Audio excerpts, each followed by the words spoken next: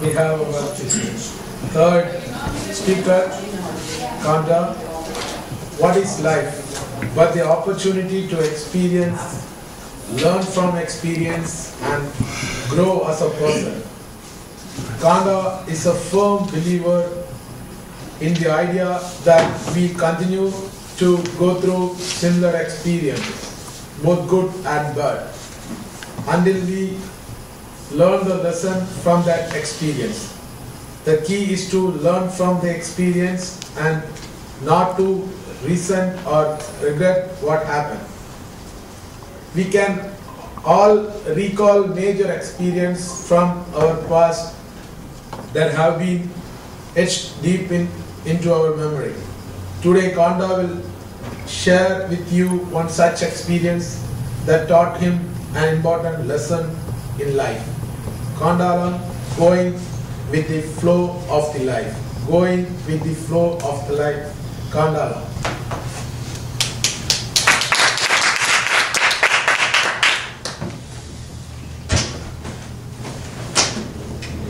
Mr. Toastmaster and fellow Toastmasters, what do you do when you come up against a problem or a barrier that keeps you from achieving what you want to achieve? Do you rail against the world and resent everything around you? Or do you accept what you can't change and deal with the situation as best you can?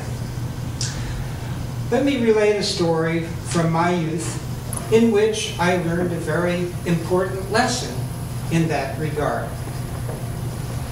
Let me set the stage. It was the summer of 1969.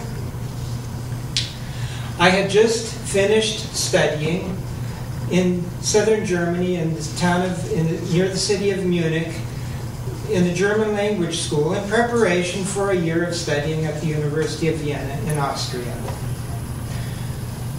After the school was over, I took to hitchhiking, crisscrossing Europe. It was my favorite activity, hitchhiking. Over the span of 3 summers, I would hitchhike all over Europe. But hitchhiking was my favorite activity.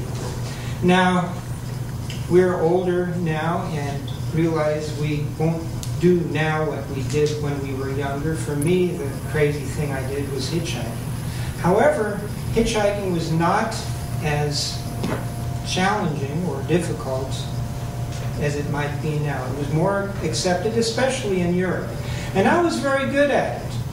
I knew where to stand along the highways to catch a ride. I had a backpack with everything I needed in it. A couple changes of clothes, my toiletries, traveler's checks, and my passport.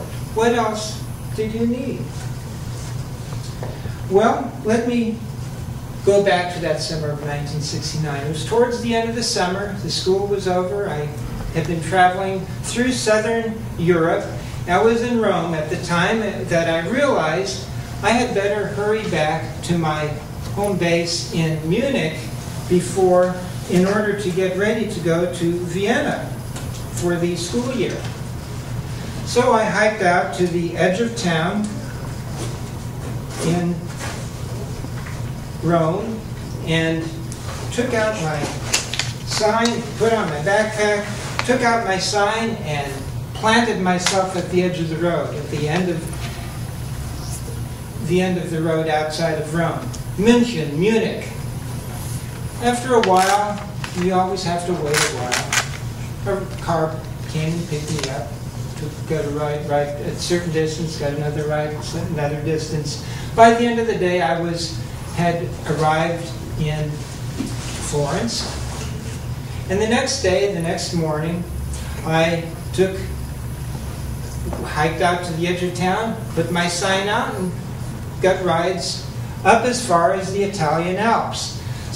Reached a little town in the Italian Alps, Bozen, and went to the youth hostel there. Now that was another nice thing about traveling as a hitchhiker. I would always end up someplace that if it did have a youth hostel in it, great. I would go to the youth hostel, and for the cost of the equivalent of a couple dollars, I would have a bed to sleep in and a breakfast roll in the morning. What a great deal. If I did not arrive at a town that had a youth hostel in it, that's okay. I had a great sleeping bag, down sleeping bag, and I would find a place away from the road under a tree where I'd unroll my sleeping bag and sleep outside. That was an even better deal. Well, anyway, at this town in the Italian Alps, it was the German-speaking part of the Italian Alps where I felt more comfortable, more at home. I did speak German, and so it was very good. I spent the night there at the youth hostel in Bozen, and the next morning I hiked out to the edge of town, put on my backpack, and put out my calling card. Threw out my bait into the water, so to speak, to catch a car coming by. Well, after an hour, no rides. After 2 hours, no rides. And at that time, I decided to hike. And I often did hike along the road if I wasn't catching a ride. Well, maybe there's a better place farther down the road where I could catch a ride. 2 hours stretched to 3 hours, to 4 hours, to 5 hours, to 6 hours. The sun was slipping behind the mountains in the west, and I had hiked maybe 10 kilometers or so, still no rides.